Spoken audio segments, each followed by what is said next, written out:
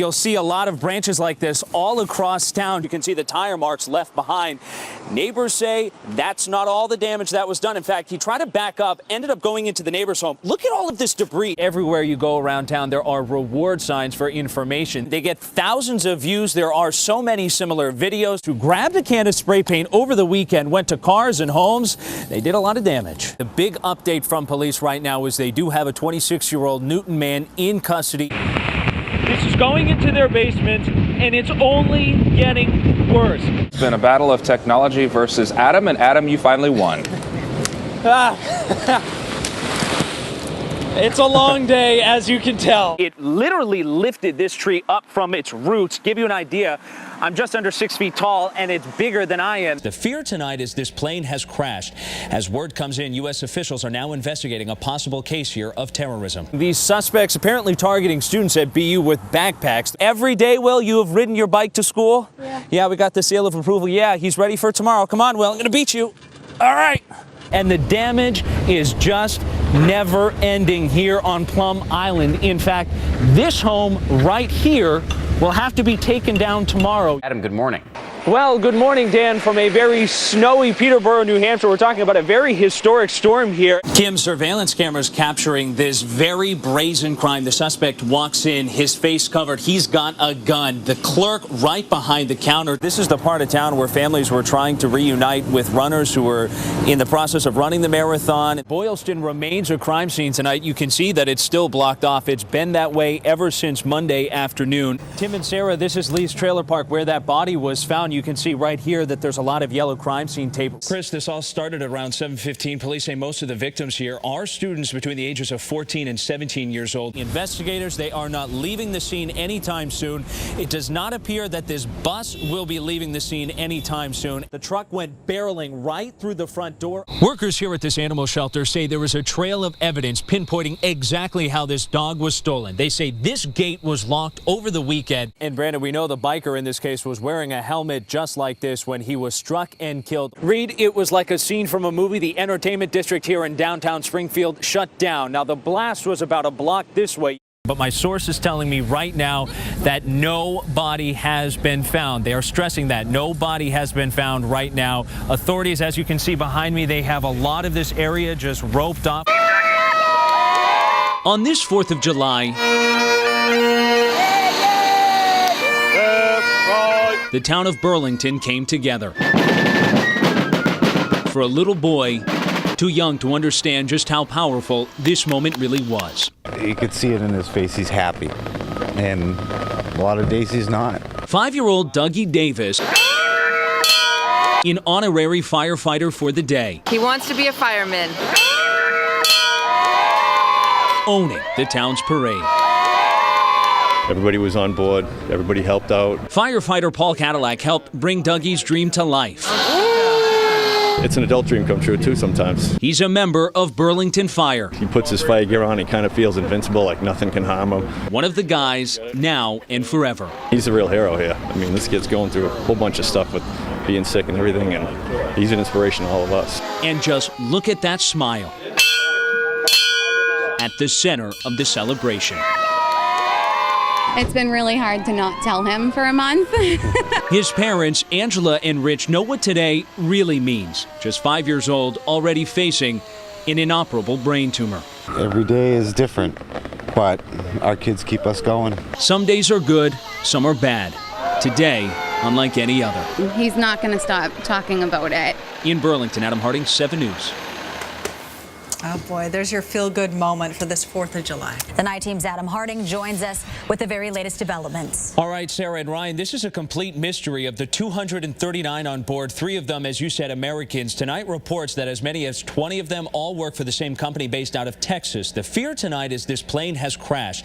As word comes in, U.S. officials are now investigating a possible case here of terrorism. Family members losing hope as the search intensifies for the missing Boeing 777. Its disappearance this weekend, a complete mystery. No news, no nothing, so still waiting after how many, more than 12 hours. Still no news, so a bit worried. Off the coast of Vietnam Saturday, searchers found what could be their first clue of trouble, a pair of fuel slicks believed to be from Flight 370.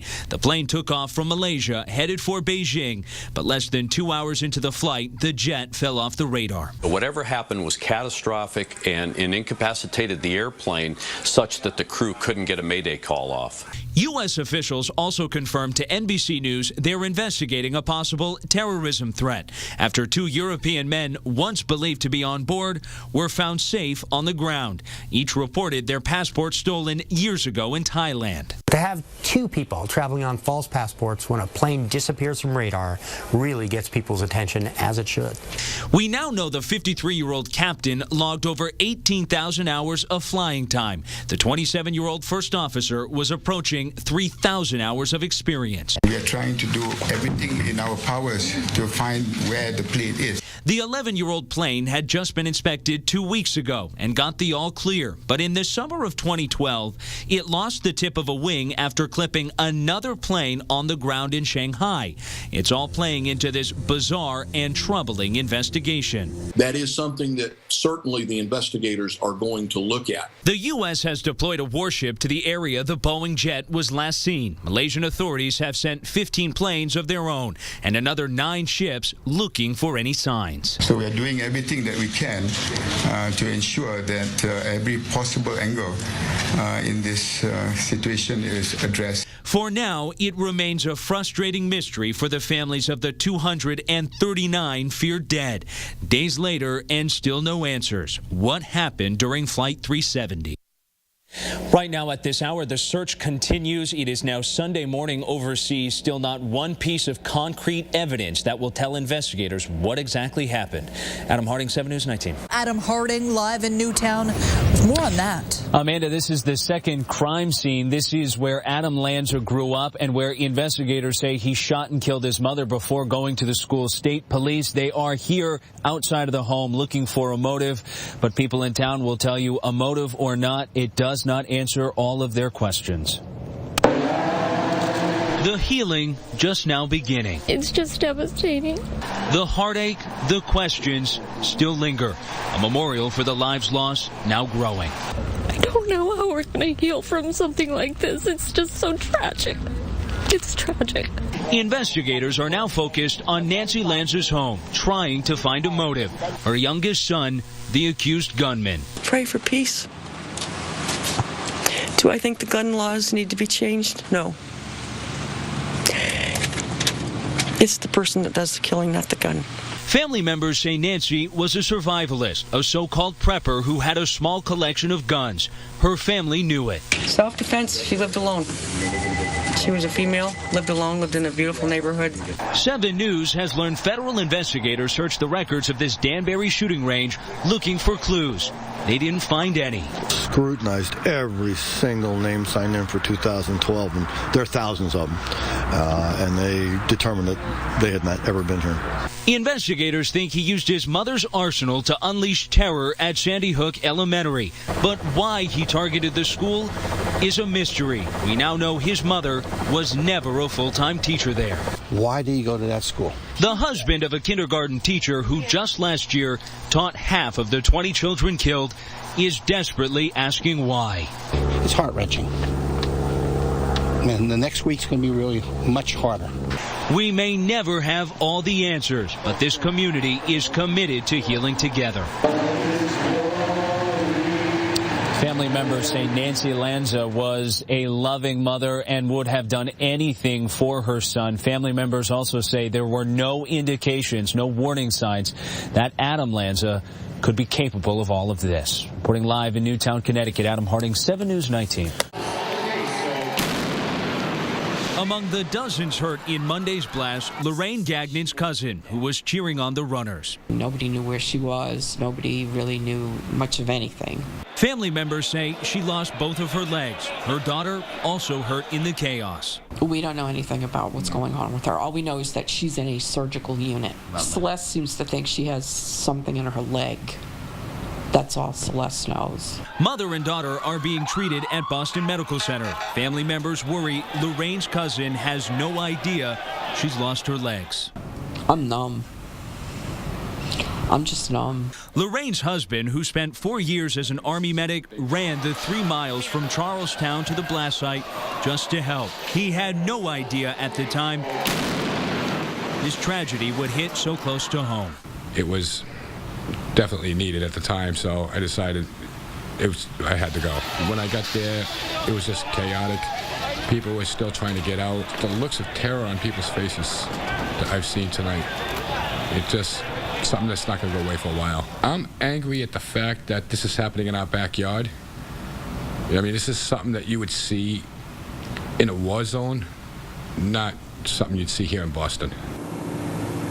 Family members telling me that as horrific as yesterday was, they anticipate today will be even tougher on the family once the victims in the hospital learn exactly how widespread all of the damage is across town.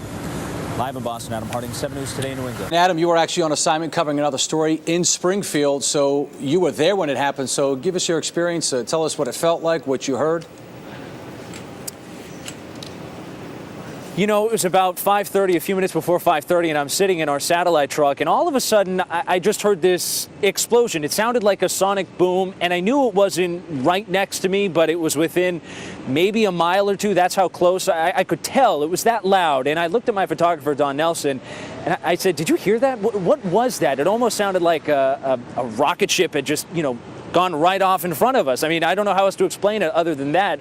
And we were thinking, well, we didn't see anything in the air. And my photographer said it felt like somebody had given you maybe just a gentle push from behind. That's how he described what he felt. I didn't feel anything. It was more of something that I heard. So I called police and I said, are there any reports of an explosion? And at that point, they hadn't heard of it. So everything was sort of developing, and I put it out on Twitter, and all of a sudden everyone was saying, I heard it too, I heard it too. And then lo and behold, we come to the scene here in downtown Springfield, and it was chaos everywhere. All right, Adam Harding reporting for us, giving us a first-hand experience in Springfield. Adam, thank you very much. Hi, handsome. 3-year-old Dozer is back home in Attleboro.